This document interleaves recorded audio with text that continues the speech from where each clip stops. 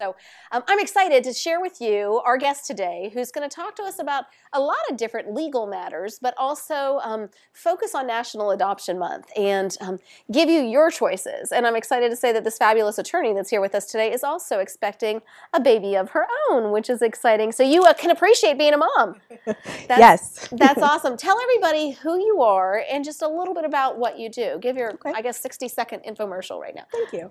Well, my name is Abigail Johnston, and I have been an attorney since 2002. Time flies, certainly. I've had my own firm for 4 years, and we focus on family law, which is everything from divorces to adoptions and, quite frankly, everything in between, and there's a whole lot in between. Absolutely. Well, I do want to talk a little bit about divorces and family law and mediation and stuff like that, but since we are celebrating National Adoption Month, I do want to take a moment and talk a little bit about what you do. And so if there's a woman that's watching and she's feeling a passion in her heart, she's feeling a calling, if there's a man that's watching and you're feeling a passion in your heart or a calling, or you just say, you know what, I want to help somebody. You know, the day we took on our 4-year-old, we met Michelle. She was 4 years old.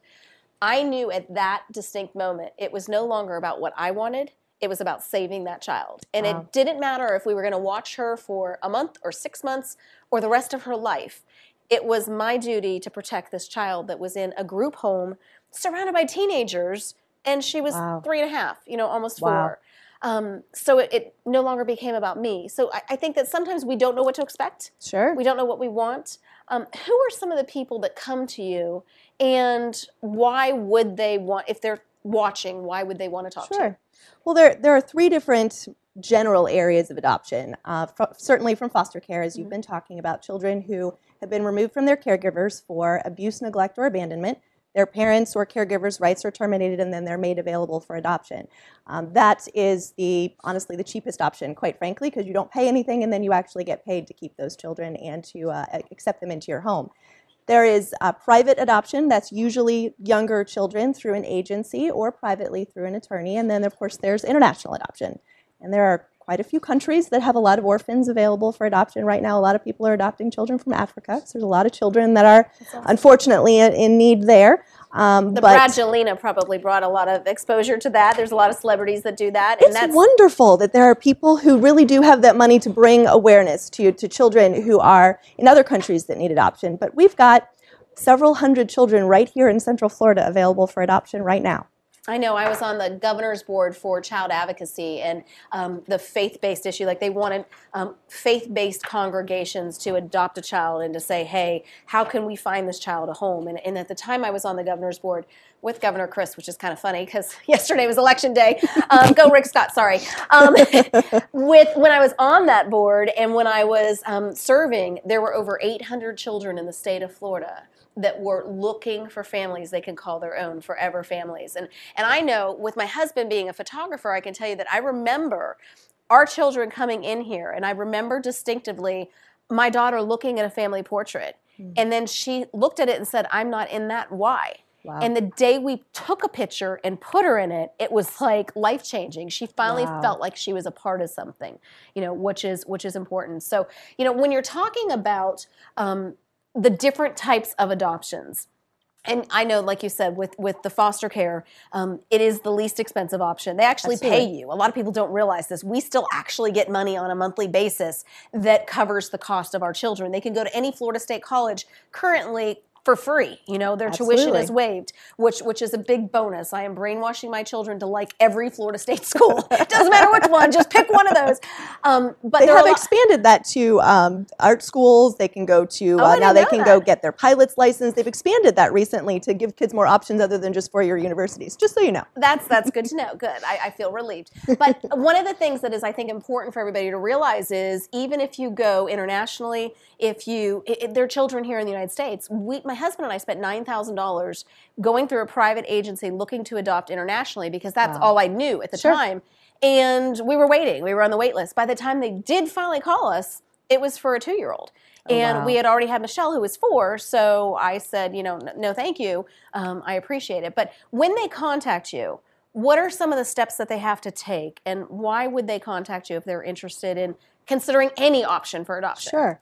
Well, one thing that I love to do, and quite frankly, I don't get paid for it because it's more of a ministry to me than anything else, is to sit down with people who are considering adoptions and just talk about their options.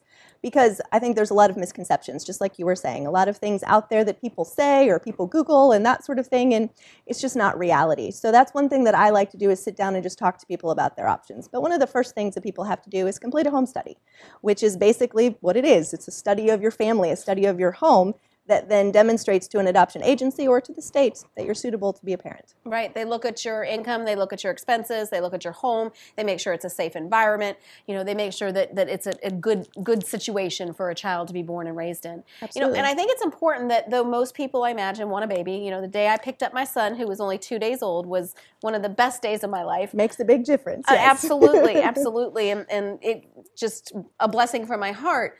But there are a lot of people that may be watching that may say, I can't handle a baby, or may just want to be an advocate to a young adult, somebody that is 10 to 20, and what would be some of the benefits for them adopting a child that may be older?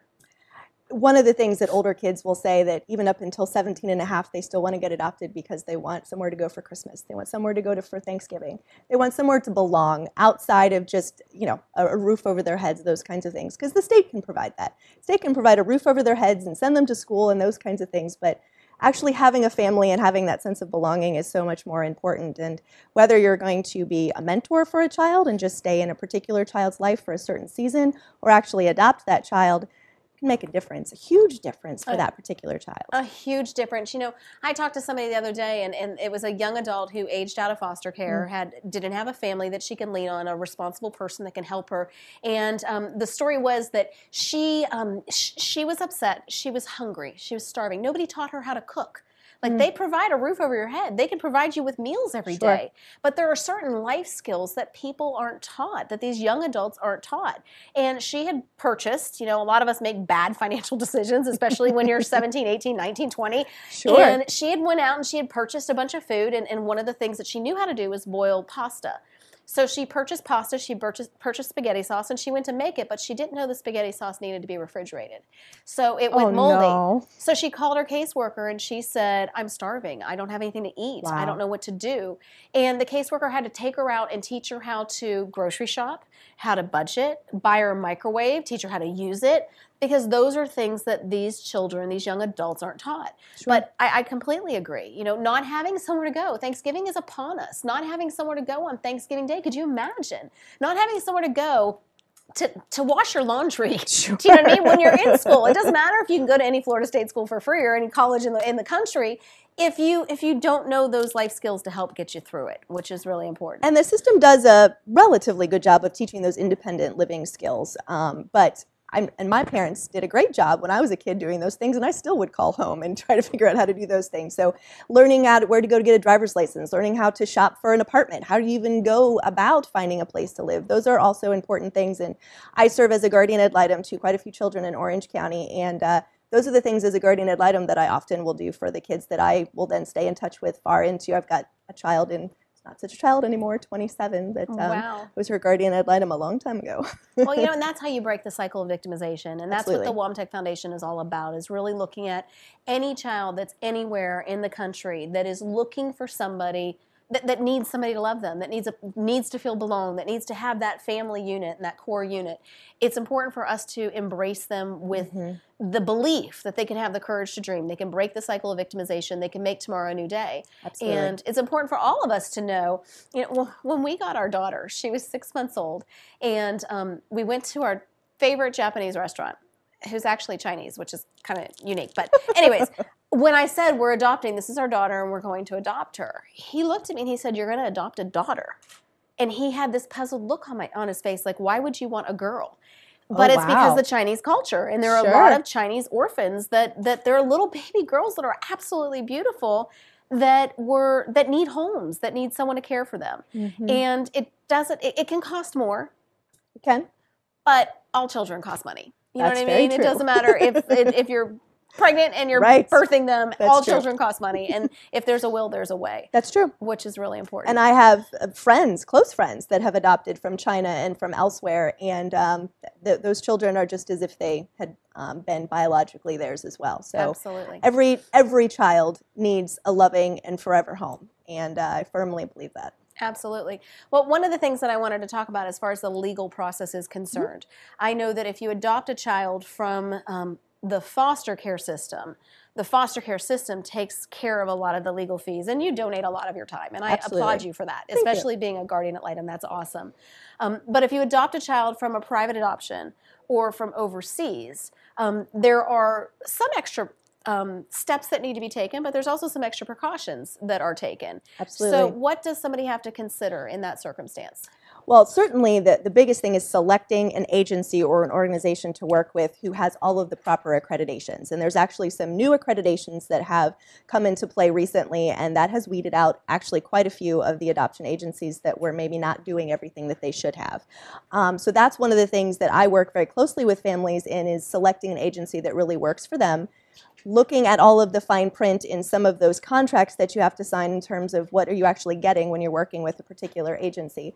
And then typically each agency that we'd work with, whether it's private or local domestic, meaning or over in someone that works overseas, there are legal fees and there are attorneys that work for those organizations, but there's no one actually representing the adoptive parents usually in that process. And so I will often assist there, just reviewing paperwork, making sure everything is correct. One of the major pitfalls that people run into is where the rights of the parents, the biological parents, are not terminated properly. And a lot of times that happens with a dad who may be unknown, or the mom may be reluctant to identify the father. There are procedures to do that, but they're not always followed correctly. And so that's one of the things that I will help people with. Or they advertise that this child's there in like the Orlando Business Journal Right, instead yes. of the Thrifty Nickel magazine or whatever. Yes. Like, what are the odds that this guy's going to be reading that publication? Yes, there's some case law about that, actually. And you have to actually publish the notification of the adoption in a publication that is directly tailored towards arriving at the location that the father might actually see it. So there are some shortcuts, unfortunately, and there are unscrupulous agencies out there. There are unscrupulous attorneys out there. One of the things that I love helping people with is just making sure that everything is right, dotting those I's and crossing those T's so there can't be something to come back on them. Absolutely. I think that is so, so important. And I know that with my son, the private investigator decided that it was a good decision to take him out of Arnold Palmer Hospital and bring him to the DCF office in Pine Hills, and asked me to pick him up at like 7 o'clock at night. So, oh my goodness. Yes, it was great. He was a Christmas baby, so it was dark at that time because of the time change. Yes. Well, I went to pick him up, and I remember I took my daughter, my 7-year-old at the time, and I remember trying to buckle him in. And he was a preemie, so he was so small, so it was kind of like hard to get his arm. The seatbelt was bigger than his arm. Oh my goodness. Trying to get him in position, and the guy's yelling at me and screaming at me, saying, "You need to hurry. This isn't safe." Because if the father or the birth mother knew, who knows what could have happened. Oh wow. But so you can help with that transition. You can help make the transition so you're not, standing there in the dark in a really bad neighborhood being yelled at. Because the more he yelled at me, the more I freaked out. Like it's hard to do something under pressure. There are always unfortunate situations like that happen, and a lot of well-meaning people do things that aren't maybe the best way of doing things. So I love to walk through those processes with people and hopefully make it a little bit easier. And you can take custody of the child and help make that transition happen if it is a direct adoption, meaning that the birth parents have signed over rights they would sign over rights to either an agency or to an attorney, and then I often serve as the middle person between the biological parents and the adoptive parents. Yes. Okay. Don't do that as much. There's a little bit of liability there, but a lot of people will meet somebody in their church or meet somebody in their neighborhood or somebody's daughter or granddaughter. I mean, a lot of times there are actually those kind of closely held situations where there are relationships in place, and there can be an open adoption where there are relationships even long-term, which, quite frankly, sometimes is advantageous for everyone. Right, absolutely. I know that with all 3 of my kids, it's technically a closed adoption, but I gave them pictures, and we've been very public about it, so it's been high-profiled, and I have no problem. I trust that God will provide, and it'll be fine. And I want them to know as much as they can to embrace their heritage and their history and all of that. And I wanted the mothers to know that it was okay. They were making a good decision, because when I talk about breaking the cycle of victimization, what I'm really talking about is kids that are repeating the same patterns that their parents did. Absolutely. You know, my son's mother was 23 and that was her 5th child. And it was the fastest adoption in Florida history because she was pregnant with him when she lost when the other child was terminated. So oh my goodness. you just it's just a pattern, and they're just looking for love, and they're just, you know, wanting to do what's right, which is important. So absolutely. I've actually helped people on the other end, the adults that have come back later, knowing that they were adopted and trying to find their biological family. I'll tell you, Facebook is really great for doing that. But it's hard sometimes when there are closed adoptions, especially out of foster care, to find siblings, to find family members, whether it's for medical reasons or other reasons. And there is actually a portion of the statute that is not often followed that allows a child from foster care, they are entitled to have information about their siblings. And so in that situation where there's maybe 5 or 6 half-siblings somewhere in the system, a child who's adopted out of foster care actually has the legal right to be in contact with those siblings. It doesn't happen very often, but they do have that legal right. That's awesome. Well, I know that most of what we've talked about adoption related, you do pro bono. Like you do, Yes. like just because you've got a good heart and you obviously have a heart for children. But as you mentioned earlier, you are a family law attorney. So you probably specialize in family law and estate planning and child support cases and all that good stuff. Am I right? Don't do any of the estate planning stuff. I like to tell everybody I handle family issues when everyone's alive, right? Talk about after somebody has died, I don't handle those kinds of things. But handle pretty much anything that happens with a family. Do a little bit of guardianship, like when someone is a special needs child or somebody who is even an adult where you need to make decisions for them because they're somehow disabled. We do a little bit of that. But it's mostly the families, unfortunately, that are breaking up and helping to ease that transition and help our clients to make that transition from being married to being single. Okay, now you mentioned that you'll do complimentary consultations with somebody that just has a heart for adoption, just wants to consider what my options are and what do I want to do. What happens if somebody's watching saying, you know what, I don't know if I can stay in my marriage. I don't know if I can do this, and I want to explore my options, and I want to know, you know, what my choices are. What is your consultation fee? What does that process look like? Sure. We charge for consultations for divorces, and they are $250 for an hour for myself. I do have 2 associates, and they charge less, and we each do either an hour consultation or a half-hour consultation. Sit down with people, figure out what their options might be, and then at that point we quote them what we feel like would be an appropriate amount if we were going to represent them. Okay, and how long do divorces typically take these days? Well, I've had some that lasted 10 days and some that lasted 6 years, so it's really anywhere in between, but the average is about a year, unless there's a quick settlement, and quite frankly, most cases settle. About 85 to 90% of cases do settle. Awesome. If you were looking for something specific, what would you tell the audience would be a good lead for you? I represent a lot of women, especially moms, and I think that we really focus on child advocacy. We really focus on what's in the best interest of children. We do that through a variety of means. I am collaboratively trained. We do a lot of collaborative law at my firm, which is a process by which the case is actually taken out of the court system. There's a team put together, 2 attorneys, 2 parties, a mental health neutral, and a financial neutral. And we sit down as a team to work out the details of the case. The really great thing about collaborative law is you start with the end. You start with the goals. I want to be debt-free. I want to be able to buy a house, those kinds of things. And then we work backwards within the framework of the law, rather than starting with, okay, this is what you're entitled to, let's go after the most you can possibly get, or let's try to pay the least amount possible. So I feel like it's much more respectful to a family structure because it protects everyone and it protects the relationships along the way. Let's face it, litigation is messy, litigation is awful, you have to say nasty things about people, quite frankly, and at the end of the day, relationships are destroyed. And to try to co-parent with somebody after you've talked about how much of a terrible person they are in court, it's just not possible a lot of times. As an attorney and as someone who loves children, how do you protect these children during a messy divorce process? Well, I'll tell you it's not easy because the worst possible thing that I see, quite frankly, is when kids are being put in the middle. And I think a lot of times when people are blinded by their emotions, they can't help but putting their children in the middle. But I serve as a guardian ad litem for divorce cases as well. And in a case where there's a child who I really feel like is being put in the middle, we get a guardian ad litem to come in and advocate for what's best for the kids, irrespective of what's going on with the parents. really focus on what's best for the kids. Never have. So, hi, thank you so much for being here today. Thank you so much for having me. My pleasure, and thanks for driving all the way down or over or whatever way it was. Absolutely. Why don't you take a moment and tell everybody who you are and a little bit about what you do and what your company is all about. Okay, well, I'm Jean Henningsen of JeanHenningsen.com, and I help professional women be both have a wonderful, wildly successful career, but then also have a fulfilling personal life. And that's really, really challenging for most women. They feel like they have to choose one or the other. So I help them resolve that conflict so that they can have a great career, but they can also have a personal life. You know, I think that's awesome. And one of the things that I admired the most about your business, which is why I asked you to be on the show today, was that I meet lots of consultants. I mean, I talk to consultants all over the country. I'm sure. A lot of them, you don't have to get licensed to call yourself a consultant. No. So a lot of them don't really have businesses. They're looking for something to do. And let's face it, everybody likes to tell people what to do and give them advice.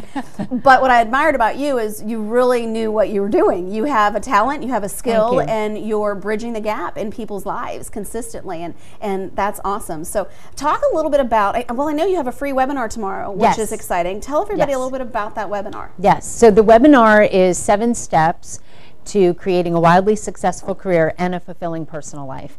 And what it is the 7 steps that I've taken so many clients through over and over and over again. And so I finally decided to package it for the first time into a program. So I'm going to be sharing the highlights of that tomorrow night. So I'm really excited about that. Well, and you know what I'm most excited about is it's a free webinar. So this is an immediate benefit from you today. So you need to make sure you get the information for that. And you know, that's another thing that I've learned quite frequently is consultants that have a tendency of charging for everything they do and never providing some complimentary education are usually in the business to make money, and we're all in business to make money, but more to make money than they are to support people or to make a difference in people's lives. So I love the fact that it's a free webinar or a complimentary webinar, and it's also a great way for them to get to know you and you to get to know them to see if there's other ways that you can work together. Yes, definitely. And I'm going to do Q&A at the end and some on-the-spot coaching, and I absolutely love that because sometimes a woman just has one specific issue that she just needs to get unstuck, you know, to move her forward.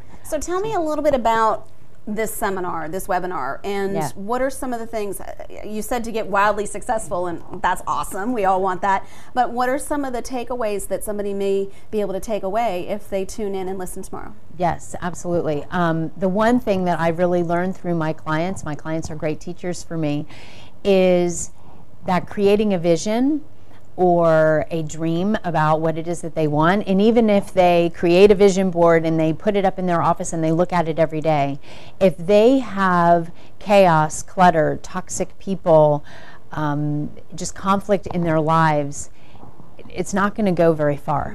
And so I am a big believer in vision boards. I create one every year. I love them. But that's the step that I used to start with, and now I don't. And now I start with, you have to clear out the physical clutter. You have to let go and release situations and people in your life that aren't serving you. And that's the only way that you're really going to be able to invite the divine intervention, divine guidance in order to do what it is that you were intended to do in this world. Yeah. You know, and I believe in vision boards 100%, and I teach that often because if you don't know what you're working on, it's not going to happen by chance. You know what I mean? You have to have a clear mission, and that's part of why business plans and marketing strategies are so important, because you know what you're trying to accomplish. But you're exactly right. If you have negative energy in your life, that it's very draining. It can take a lot out of you, and if you don't have anything redepositing into you, it's hard to stay motivated, which is important. How did you end up here? Like, what brought you into this type of business? So many people ask me that question. I started out as a consultant, actually. I have a degree in industrial organizational psychology, which is a fancy word for business psychology. So I was an HR consultant for a number of years, and I loved it. I traveled all over, got to meet a lot of people. I grew professionally and personally, but I didn't feel like I was making a difference in individuals' lives. So that's when I found coaching. And then specifically, I started working with women when I had my own breakdown, which led to a breakthrough, as they always do. And it was when I had my daughter, and she was about 2 years old, and I'm coaching, and she's at preschool. My husband has a very demanding job. There was a lot going on in my life. And one day, after coaching all day and picking her up from preschool, managing her needs, putting her down for her nap, I was exhausted. I was so tired. And I'm like, I need something. I've been giving all day. I need somebody to give to me. Who's going to give to me? And I started sobbing in front of the kitchen sink, doing the dishes and trying to get dinner prepared. And I ended up in one of those ugly cries, like Oprah says. And when I recovered from it, I realized that I'm the one that needs to give to me. I'm the one that needs to take care of me. Nobody else is going to do that for me. So that was kind of the beginning of my being just even more passionate about helping women, because the more I told my story and I talked to women about it, the more I realized I wasn't alone. Absolutely. That they feel very much the same way. Absolutely. So I think the first thing is to analyze if you're somebody and you're out there, no matter where you're at, and you're feeling like you're feeling empty, you're feeling drained, you're feeling exhausted, yes, then there's something that needs to shift. You need to have a shift or a change in your life, because you can be busy. Everybody I know that's successful are very, very busy in everything they do. So you can juggle and you can keep balance in your life and still make your kids a priority and Absolutely. take off every evening and be Yes. with them every weekend, and do things like that. If you know how to manage your life, and if you know how to institute some strong, I think, principles and philosophies, Yes. and just core beliefs, to your Yes. mission and what you're doing. So what are some of the biggest challenges that you've seen that you've helped women overcome? Some of the biggest challenges are setting boundaries, whether that be personally or professionally. Asking for what they want, okay, having that voice and not being afraid to speak up. It takes a lot of courage to do that. Feeling guilty about, oh, I need to spend more time at work. Oh no, I want to spend more time at home, whether it be with a spouse or with kids or whatever. Those are a lot of the issues. And honestly, going back to the exhausted piece, really being tired and trying to manage that, because they want to have energy for their children or for their, personal life. They want to be able to work out. They want to have all those things, but they just feel like they don't have time and they don't have the energy to do so.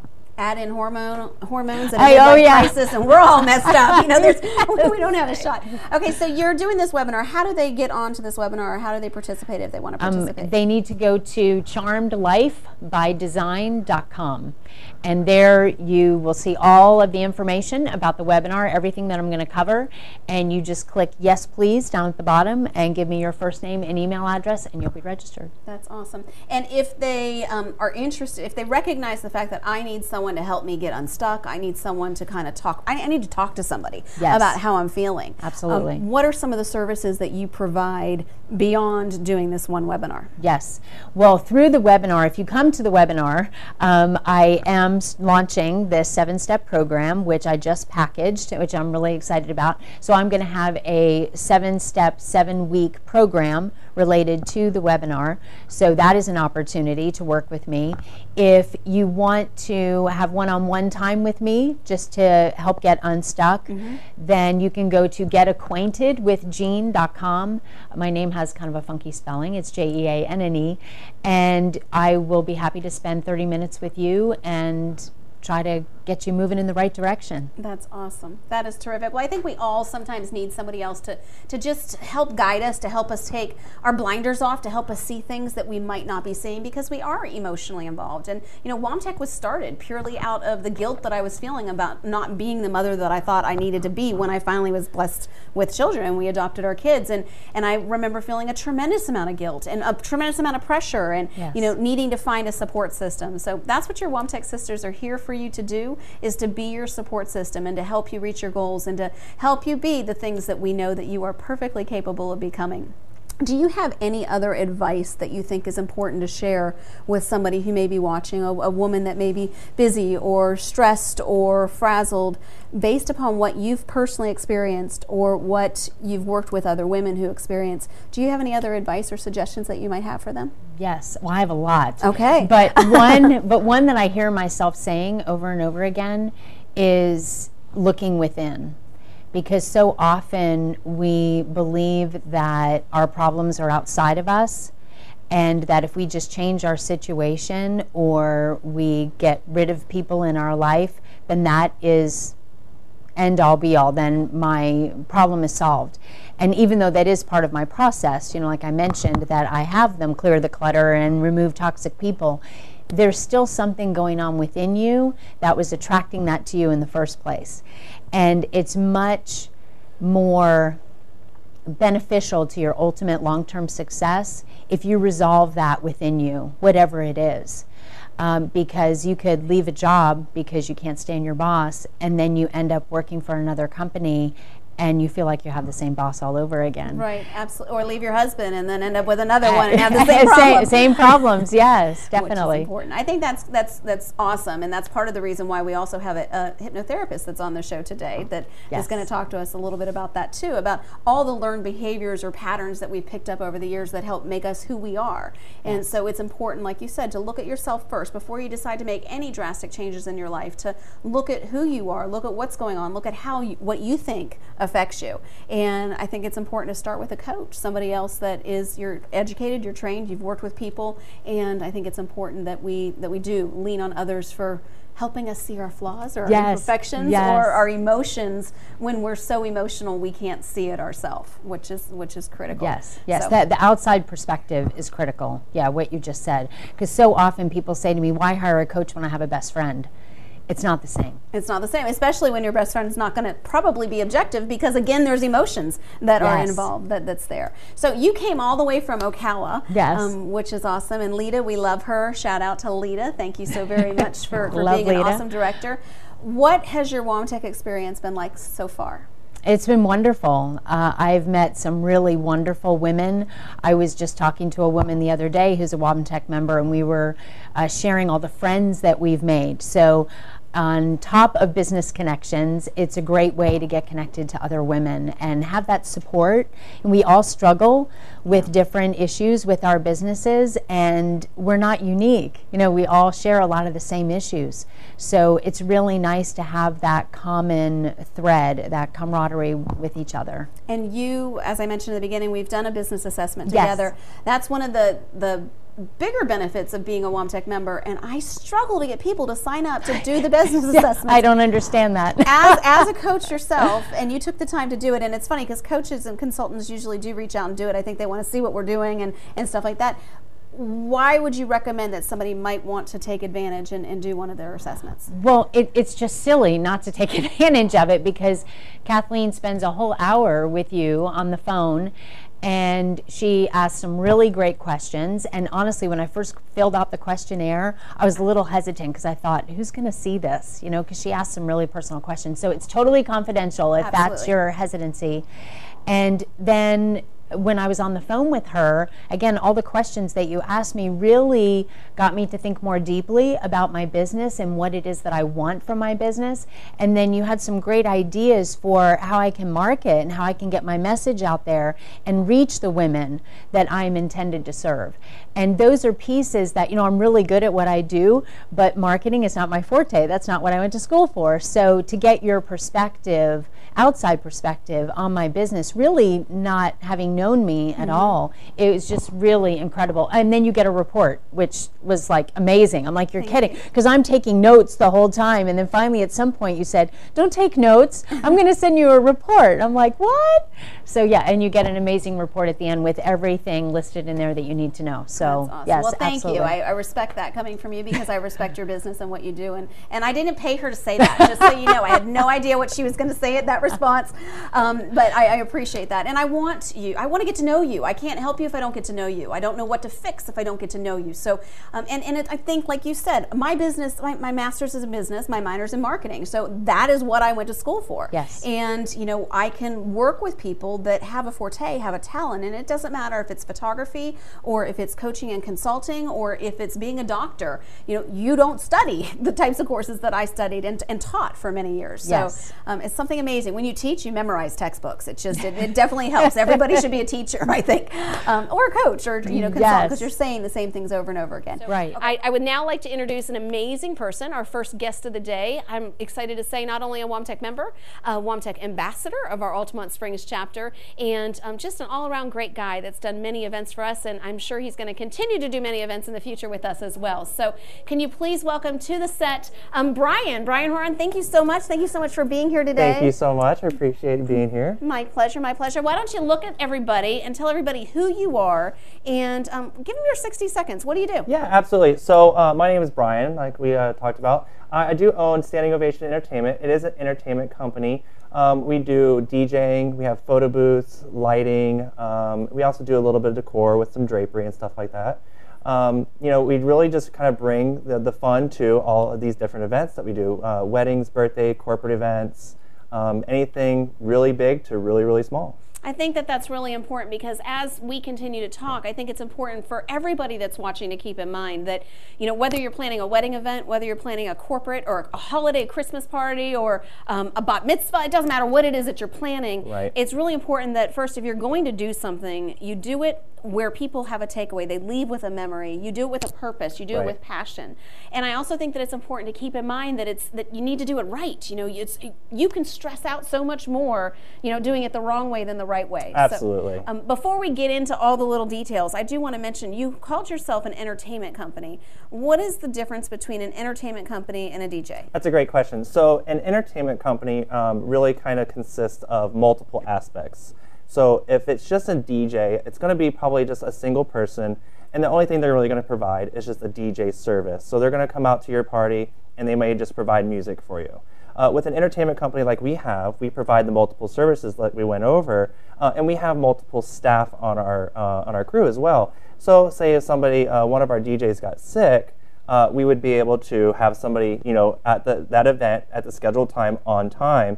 As with maybe just with an entertainment or with just a DJ company, it might just be by themselves, and they wouldn't be able to actually have somebody there to replace them. Absolutely. I think that's really important, because you never know when someone can get in a car accident or someone can get sick, or when there could be a death in the family. You never know when that can happen. Right. And if you're just relying on one person to either come in a one-man shop, somebody that works out of their home that's doing it on the side, right. They not only might not be able to be there or have a replacement, but I can imagine they might not have backup equipment. Absolutely. And that's huge. Right, absolutely. And with every event that we go to, we always bring a backup equipment. One of our main things that I have to have for all my DJs is we have to have backup laptops.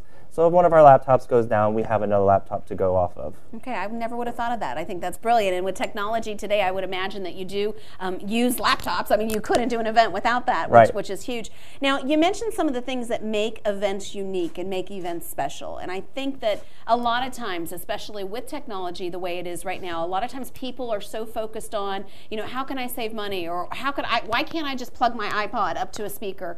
And those are things that can be done. But when someone's doing that, when someone's cutting back costs and trying to be price conscious only when planning an event, what are some of the things that may end up happening if that's the case? Like, I know the first thing that comes to mind is dead air, and how that can just suck the energy out of a room. Like, what are some of the things that can happen? Absolutely. So with people who have, and we get it all the time, we really say, oh, we were thinking about just plugging in an iPod into maybe the venue sound system and just having some music. Well, it's not just the music that's going to make your event. With the dead air and the selection of music that you may have with your personal taste may not be what your guests' personal tastes are. Also, we know, being in the industry for so long, we know what songs really get the crowds going. So really, with doing an iPod, you're going to select your own music. You might not know exactly what you want. You're going to have that dead air, but at the same time, you're not going to have another person there in control of the music the whole time and in control of the crowd. So when we go out to an event, it either be a single person or a double person, a DJ and an MC, we're going to interact with the guests. We're going to maybe get out there and do a line dance with them and kind of do, different events that we have, different segments that we'll have throughout the night. We'll do it with the guests that are there to really make it something extra and special. I think that's great, because I know you do want to get the crowd up and going. You do want to, get everybody dancing and having a good time. And if they're waiting for the bride and groom, or if they're waiting for, the boss to be the one to get the party started, it may never get started. And, right. and that's huge. So how do little things like uplighting or some of the other services you offer, how does that play or change or improve a special event? Absolutely. So with lighting and all the extra little services that we offer with the decor and stuff really do set a DIY event apart from an event where we have actually come in and done production work. If you go into an event hall and it's just going to be the normal lights of the event hall, it's going to be very hard to get those people kind of jazzed to really do anything, because it's going to be kind of like they're going to any typical location. They're going to the mall, they're going to shop or something. Fluorescent lights don't tend to get people up and ready to want to dance. So when we bring our lighting out there, we're actually setting a mood. When we bring our lights and we bring other decor items, stuff like that, it really does set the mood and set the tone for the rest of the night. If you have people on the dance floor and you have just the normal fluorescent lights of most venues, it doesn't really do much. But when we actually start dancing, our lights will change colors. We have a control with our iPod, and we can actually control all of our lights. So we'll start dancing to the beat of the music as well. And it kind of, not want to say it's a club feeling, but it really does get people involved in dancing when the lights are going. You have all, it's kind of a sensory kind of thing with the lights and stuff going. Absolutely. And I can tell you that because I come from the wedding and event industry, and I've been in that circle, when we do our conferences, we have a tendency of bringing our conferences and making it more exciting, making it more fun and enjoyable too. And we do add lighting when we do our conferences and events. Mm-hmm. And I can tell you that I've attended a conference where you walk into a hotel and there's white linens and there's no uplighting and there's no special decor. And it's like, ugh, I'm going to a conference. I'm learning how to work. You know what I mean? I'm learning how to do my job.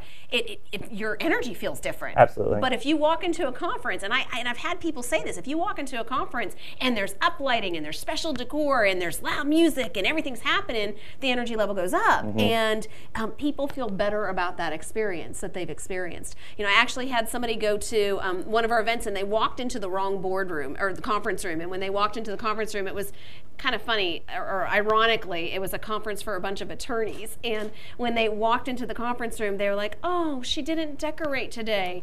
And then it was like, no, you're in the wrong room. And then she went in, she went, and so it showed me that from a psychological point of view, it affects your emotions, it affects your feelings based upon what you're bringing there. So, absolutely. And I know you don't just do like weddings and parties and bat mitzvahs and things like that. It doesn't have to be about a dance floor and a really good time and a lot of fun. It can also be about conferences. It can also be about seminars, and it can be about team building activities. So what are some of the things that you would recommend somebody that's watching, no matter where you're at in the United States, what should they look for when hiring somebody to do something that's business related, and how can they make it more fun? Absolutely. So when they're trying to hire vendors in my industry, the key aspect that they really want to look for is personality. If it's going to be a person that you're hiring that's going to be hosting the show, or an MC or the actual DJ that's going to be there performing, you want to make sure they have a really good personality, because again, they are going to be the ones in front of everybody getting them going. Mm-hmm. So personality is really a number one. And then you mesh with them. As a client, do you mesh with the person that you're hiring, because you do have to deal with them for 6 months, a year, maybe 2 years even down the road, depending on how long your event is that you're booking. So that's really a really big factor that you want to have. And then you also want to take into consideration, it's not always price. You always want to take into consideration that it is, what equipment are they going to bring for you? There's equipment that's been out there for a very long time, and it's changing constantly. There's always new equipment coming out there. And it can age very fast, just like computers age very fast. 1 year you'll have this computer, next year you have to update. So it's the same thing with our equipment as well. And then are they going to provide you the same thing? Like if you get a quote from them and you get 2 other quotes, well, you have to make sure what they're quoting you is exactly the same. Absolutely. So you may have one quote that might have 2 speakers that are little 500-watt speakers. It just label it as PA speakers. Mm-hmm. And the next quote may say 1,000-watt PA speakers, and then the other one just may say something totally different as well. Well, you want to maybe take the time and ask them, well, what speakers are these? What will you be providing us? A lot of things that we consider when you're doing that is that, will those PA speakers be enough for my event? Obviously, you wouldn't want to have somebody, if you only have an event of 50 people, you don't need 1,000-watt speakers. Those little ones can do the job just as fine. But if you're doing an event of 2,000 people, will 2 be enough? And if they are big enough, will those work? So equipment, make sure that everything is lined up, with Chevy versus Ford and stuff like that. You just want to make sure that you're getting quoted the same. So don't always pick the cheapest one, but pick the one that will definitely fit for your event. Absolutely. I can tell you that we personally had a segment where we had contracted somebody based upon price to bring in our LCD projectors. And when we got there, we realized that the guy brought the exact same LCD projector with the exact same lumens that we personally own. So we could have literally brought our own, and it wouldn't have been a problem. Right. So it was just a small detail that we forgot to ask. And we had assumed, because they were an event company, they were going to provide us with commercial or higher level of equipment. So you never want to assume. That's very important.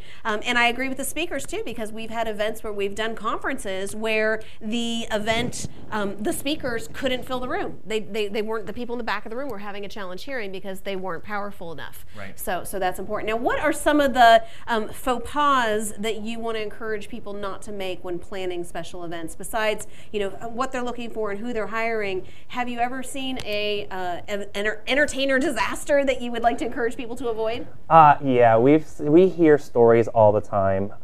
So a couple of things that you definitely want to avoid when hiring other vendors is, the biggest one is hiring somebody that had kind of a weirder personality, of course. And then we've heard some really bad stories on how that event actually ran that whole entire night. Everything was off time. The guests weren't really having a good time. We actually had an event that was down, it was a pretty big corporate event. They didn't hire us to do the DJ service, but they hired us to do all the lighting. And the DJ there that was played nothing but 1 or 2 artists, and he wasn't a very good DJ. So everybody literally left right after dinner and went back out to the cocktail hour where there was another DJ out there that was playing better music and stuff. So literally the whole room sat empty for a whole hour. Wow. Wow, that's horrible. You never want to see that happen. Absolutely not. Now, what are some of the team building exercises or activities? Why would somebody hire a DJ or an entertainment company to do team building activities to help their staff or to help their business? So with team building activities, it's really good for corporate events because company morale can come down, especially towards the end of the year with all the holiday stress and stuff like that. So if you have a corporate party, you want to include some team building stuff to bring the morale back up. Whether it be something as dance competitions, of course, we also do, we have games that we can play with them with like bingo cards. We have a game called 2 Truths, 1 Lie that we'll play with them as well. And it just kind of lightens up the atmosphere, kind of brings everybody back together to work as one unison. I think that's awesome. So whether you are somebody that owns a company and you want to create a team building activity for you and your employees or your customers, or you or do seminars and special events and you want to create something that is going to be good for the people that are coming to your seminars and just kind of break it up. I know I'm talking to Brian right now about helping us with our youth summit as a way to keep, how do you keep 500 16-year-olds that have been in foster care their whole life contained for 8 hours and happy? Well, you break it up with an entertainment company. So it doesn't matter who you are, but I think that what you should look at is if you run a business and you're sitting there saying, okay, how can I thank my customers? How can I thank my staff? How can I, reward people and let them know that they're loved? Because you've heard me say it before, everybody truly wears a sign that says, make me feel special. And if you make them feel special, they will work for you, they will appreciate you, they will be loyal and faithful to you because you made them feel important and you made them feel special and because they know that you respect them. How do you do that? Well, when it comes to the holidays, you do it by having a party. You do it by celebrating. You do it by creating a cohesive work environment and increasing morale. Now, tell everybody who you are and what company you represent. My name is Stephen Placey, and my company is called Rock Your Business Incorporated, and we do lead generation, sales conversion, and lots of times people just say, we help them get moving. A lot of people are great innovators, so we help them take their ideas and actually put the rubber to the road and actually make things happen for them, which is the only way you progress. Absolutely. You know, that's one of the biggest things that I have found is people, they come up with all these goals and they say they're going to do something, and then they go, stop, and nothing happens, and they don't move forward. And I'm a firm believer of prioritizing, because I have thousands of things on my list to do right now, and it's important to not just do a little here and a little bit there, but to really look at what needs to be done, what's the most important, what's going to draw the biggest thing, and what do you need to get out of the way to move forward. But sometimes people have all those things and then they go do this. Sure. And they ignore all those things. So what is one of the biggest things that you have found is, with all the entrepreneurs that you worked with and over all these years, what is one of the biggest mistakes they have a tendency of making? Well, I think it's they get stuck innovating. They get stuck with a lot of ideas. They don't. I have a great saying. I said, it's better to be done than perfect. You know, a lot of people, they'll try to make everything perfect, and what happens is it'll just never get done. And I'll tell you, if you get out there and just start making things happen, get moving. I love what you said earlier about getting help. You know, if you can set that aside, set ego aside, set that aside, and just understand it's just kind of like the first step is self-awareness, that I can't do this by myself, or I shouldn't be doing this by myself. Then you can go out there and get help from good people that can help you move forward. And if that's the first thing, you know, I'm a big, there's a guy out there who calls himself the pit bull of personal development. And he basically says, look, if you're the only person in your business and your business stinks, then, you know, who should we blame? You know, and if people can't get past that first step and say, well, I'm to blame, but I'm going to do something about it, and that's the key part, then there's no one that can help them. Ever, you know, so that's really the first step is self-awareness, just like you said, and then take steps to make it happen. I think that's really important. And, you know, when I was a professor at the university, one of my instructors, my senior instructors, said to me, you know what, Kathleen, if you surround yourself with students your whole entire life, you will spend your life teaching, which I love to teach, so that's not a negative thing. Like, I cried when I left. But he said, but if you surround yourself with people that are smarter, wiser, and more successful, you'll spend your life learning, and you'll have more to teach. And that taught me something huge. And I will be honest with you, not too long ago I had a meeting with, I was kind of in a situation, and I wanted affirmation. I wanted to know that what I was focusing on and where we were going was what not only God wanted me to do, but what was the right thing to do. So I was thinking about who's the smartest Christian man I know. And I thought of a gentleman by the name of Sam Serto, who's going to be one of our speakers at our Confident Women Conference. I'm super excited about. Men welcome, women required. And I reached out to him. He is the head of the Crummer School of Graduate at Rollins College.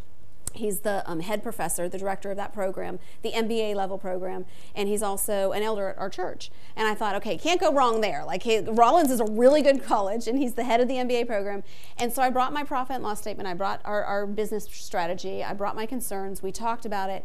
And when you get validation from somebody like that that says you need to keep moving forward, you're doing right. Sometimes business people need that. Like, sometimes you just need to surround yourself with someone that can say, you know what, I like what you're doing. Keep moving forward, right? It's essential. I mean, this is what I do for a living. I've done it for many, many years. I have coaches that I talk to on a monthly basis to make sure I don't lose focus. They can see things that are right under my nose that I just don't see because we're just busy doing things. And I know you have people like that as well. And it's just essential. I mean, if you think, again, put everything else aside, stop running. I posted something the other day that says, you know, there's a big difference between being busy and progressing. Amen. And there's a huge difference there. And a lot of people can keep themselves very busy doing things, but they're not moving forward. And it's time to just stop, drop and roll, and just kind of stop for a second, assess, and then get the help where you have some deficiencies. I love the fact that you just said that, because I see that often too when I'm talking to business people. Like, they're struggling here to make money, so then they're like, well, if I can just do this, I can do this too. And then if I could just do this, then I could do this too. And then before you know it, you're doing all these different things, and you're not making money at any of them because you're mudding up your brand, and you just look like someone desperate to make money. So, okay, let's talk a little bit about if they have a product, a skill, or a service, and they feel as though it's viable. They feel as though, hey, this is something I can sell. Maybe they're in a business where they say, I like this product, I want to sell it, I want to promote it, or I'm good at this skill. I have a photography skill that I'm good at, or I have a CPA skill that I'm good at, whatever it is, but they may not have went to school for business. Like, I do this with a lot of doctors and lawyers. Like, they didn't go to school for business, and they're like, no. Kathleen, I'm trying to run my own business, but they didn't teach us business. What do we do? So what are some of the tips or suggestions you would teach those people to implement into their business to help automate some things to make life easier and allow them to do that skill, take pictures, be a doctor, be a lawyer, sure, but also be a business owner? Gotcha. Well, and that's a great question. And one of the biggest things we do for people is we help them automate a lot of things. There's only so many hours in a day. I have children that are 10 and 6, and you have children, and a lot of people out there may have children, and other things that are happening. Life is always happening. So automating lead generation, automating follow-up. If I could leave here with nothing today and teach some people some stuff, is automating your follow-up. A lot of people, they start small businesses, and the way they go and market, since there's not a lot of marketing dollars, they go out, shake hands, and kiss babies, you know, and they'll go out and network. They'll maybe do some talks at chambers or groups or WOAMTEC groups, whatever it is. But then where they fail is effective follow-up. They actually say most 95% of people don't do follow-up well, if at all. I mean, you see it. You'll go meet 100 people, and you know a lot of people. They should all follow up with you. How many actually follow up with Never. you? Very Two, three people. I see this. I'll go to an event with 300 people at it. Drop my card, or a trade show, I'll drop my card in every bowl, and maybe I'll hear from 1 or 2 companies. Well, why are you at the show then? Aren't you there to meet people? No, I want to feel like I'm working, but I don't want to cold call. Right. Well, you know, I honestly don't appreciate cold. I don't like cold calling myself. I don't like getting them, so I don't like doing them. So we've automating your follow-up, where you can collect cards, shake hands, kiss babies, but then follow-up is the beginning of opportunity. Because otherwise, those stacks of business cards just sit there. And it's just, could be tens of thousands, hundreds of thousands of dollars in missed opportunity, where if you can create a system where you go in and put their name and email address into this system and follow up with these people with messages that don't look like they're coming from a computer. Right. You know, that actually have good educational content, showcasing your knowledge to people. You know, it's funny because I was just going to ask you, video marketing is something else that I know that you're knowledgeable on, and I think it's huge because people do business with people they know, like, and trust, and you have to become an authoritative figure in your field and in your community. They're not going to hire you as an image consultant if they don't feel confident on your knowledge, and if you don't have the look. You know, that's one of the biggest faux pas I see. You know, yeah, I'm going to help you with your image. I look horrible, but you know, you need to make sure that you're composed and you're put together, but you need to be an authoritative figure. You need to look the part that you're trying to proclaim. What is the best way to become an authoritative figure and to look the part that you're trying to portray? How do you teach people your knowledge? Well, and some people, well, I do it through video marketing, you know, and I love what Maria said earlier that, you know, I was talking to her earlier and she said, you know, cameras put 10 pounds on you. Well, it puts 50 pounds on me. I'm actually only about 140 pounds. But, you know, it's something I deal with in my life, but, you know. See, there's a lot of people doing a lot of what everybody out here does. There's whether you're a life coach or you're a CPA, there's thousands of them, and more coming out every day, you know, and there's a lot of fakers out there. We see that, you know, people are becoming business coaches because they read one book about being, you know, a business. So separating yourself by showing your knowledge, you can't fake that. And honestly, since people buy people, you know, you can showcase your energy, your passion. That's what people can see about you right away. You're passionate about what you do, Kathleen. And that's why, you know, me and we have 4-hour lunches. Hate it. This is let's go. What are we doing here? It's happy hour, right? Somewhere. So, you know, but showcasing your passion, showcasing your knowledge, showing that you care is gigantic. And you can showcase that in video that you can't showcase that in any other way. We've been doing it for 3 years. It was the #1 thing we've ever done for our business. And honestly, we were really bad at it when we started. I took a 480p camera, not even a high-def camera, back in my backyard. I have a lot of tropical vegetation back there. And I stood in front of this big philodendron that we had back there, and I just started talking and just telling people little bits of knowledge about lead generation and follow-up and business development tips. And in the first year we did it, we can attribute another $100,000 in revenues the first year we did it because of those videos.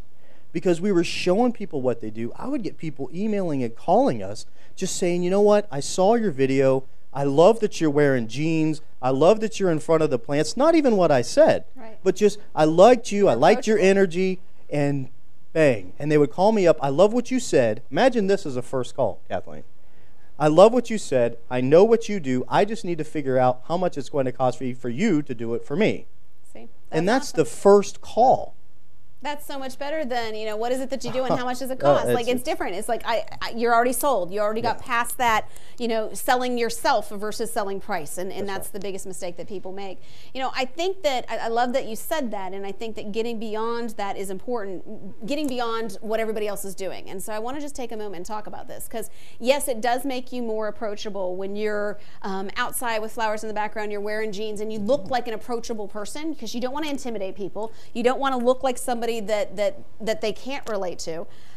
Or maybe you do, who knows? Maybe you do. Maybe you want to be that. Maybe I would hire a Shark Tank to consult with me if I could. I would say, just spend 2 hours with me. Let me pick your brain. Sure. So maybe you do. But one of the things that I wanted to say is the more people blog, the more people do video posts, the more they're claiming themselves as expert. I also think, and I want your opinion on this, I also think the more they need to step it up a notch, and you need to be more competitive. You need to look more commercial. You need to blog more commercially. Your materials need to be more commercial, so you always look a step above. Does that make sense? And do you agree with that? Yeah, not only a step above, but I think a lot of people spend a lot of time trying to figure out how to fit in when they should be really worried about how they stand out.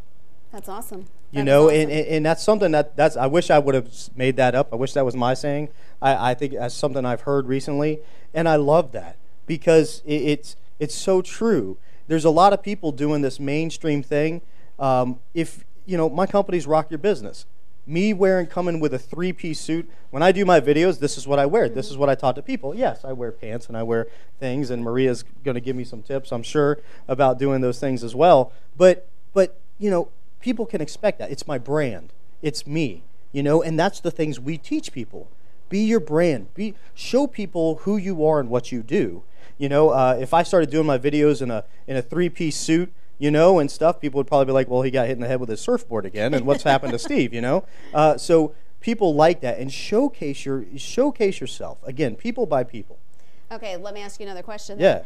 Because I know that you share knowledge and you share information. If somebody is wanting to coach, wanting to be a marketing advisor, wanting to train, and they're doing more motivational stuff and less in-depth knowledgeable stuff, like how we were just talking about financing, or how we're talking about marketing and branding and lead generation and true things like that, would you agree that most people that are marketing experts, business advisors, consultants that can coach on an executive level, based upon your CEO coaching that you've done in the past, wouldn't you agree that they're more likely to be willing to share in-depth knowledge rather than sell it up first, because they know they're already going to be successful, and if they help the under guy take a little bit of a step forward, they're going to be more likely to take a bigger step with them? Would you agree with that? Oh, I agree with that 1,000,000%. It's showcasing what you know. See, the best thing, I always talk about testimonials and showing people what you know. Yes, there's also the other end that people say, I just want to do everything for free and the world will come to me. Well, it is great, but you can't pay your bills with smiles. Right. You need to be able to make money. It's a matter of, helping these people out. Be honest with these people. I mean, I remember having a conversation with a gentleman that's a multimillionaire, and I'm sitting in my office. He's sitting in one of his 3 or 4 mansions that he has, and I'm telling him things that are just, that other people won't say to him. Mm-hmm. Because I'm being honest with him and telling him things that these yes people won't say to him, and that's what people respect, is that you'll be honest with people. Sometimes people need to hear the hard truth. Absolutely. It's okay, and I've never had anybody fire me because of it. So yes, telling people that stuff, showing your knowledge, help people out. In these I got 300 educational videos out there. People will say, well, I don't want to give away my secrets. Well, I guess, if you only have those few things, then you might want to consider another path. But the key is, get people interested in what you do, showcase what you do, and it'll attract the people you want to attract, and they'll pay you for it, and they'll respect you for it. Absolutely. I think that's great, and I think that's so important, and it also leads me, my husband and I, we've published 9 books together, and he used to always say, you're going to tell them all of that, and it's like, don't worry, by the time the book's out, I'm going to change it all. We're going to do more. We're going to grow. We're going to do it different, you know? And so all the other guys were like trying to keep catching up, so it's funny out there. But the other thing I wanted to mention is I think one of the biggest faux pas I think businesses make is they're trying to reach specific goals, and they're being unrealistic with their database, and they're being unrealistic with the amount of leads that they're generating to convert those into results. So how important is it, we talked about finances, how important is it for a business owner to say, this is my goal, identify my cost of goods, break it down into a number, identify how many numbers I need to close, and if they're closing everybody, if you're closing everybody you're talking to, your price point is wrong, so you need to talk to Steve about that because he'll help you with that. But how many people do I need to talk to close those people to reach my goals? Or do I just throw it up against the wall and hope that something sticks? You know, that doesn't work. So how important is it to know those numbers and to analyze how many leads you need to generate on a consistent basis? Yeah, and if I could, just for 1 second, say one more thing about what we were just talking about. Absolutely. I love that question. Talking about giving away information, I have a great friend, Mitch Levin, that says something. He says, you know what? I can show you how to do heart surgery. I can tell you every step. It's really not a hard, difficult thing. You cut the chest open, you spread it. Everybody kind of knows how to do it. No one's going to do it themselves. They're going to hire someone to do it for them. Thank goodness. You know? So, but anyway, your database. Yes, you have to know your goal. I had lunch with a mortgage broker today, and I said, okay, she wants to do, 5 figures in business every month. She wants to do this. She wants to, she wants to do 5-figure in business. We started breaking down the numbers. How many applications? How many closings is that a month? Okay, so out of how many, 100 people, how many applications do you get? What are your percentages? And if you don't know your numbers, you better go figure them out. Or have someone help you figure them out. It's quite simple. And then you got to figure, okay, if I got to meet 100 people a month to meet my goals, where are you going to meet them? Go ahead and schedule those things out. Put them in your calendar where you know. And good people, your groups are very good. I've been to them. The WOAMTEC groups, fantastic, energetic people. There's a lot of things out there that are not good, and I always tell people, I say, if you're the most successful person in the room, then I don't know if I would go network with that group anymore, because you need to be surrounding yourself with other people, right, that could use your help, that you can learn from, things like that. And I think that's one of the other time wasters a lot of people do, is they'll network with people that are not near as successful as they are. And, then you're going to get results based on that. I think that's awesome. And I know that we can learn so much more from you, and I'm hoping that you're going to be one of our speakers at our 2015 National Conference. We're going to talk about that more. Yeah.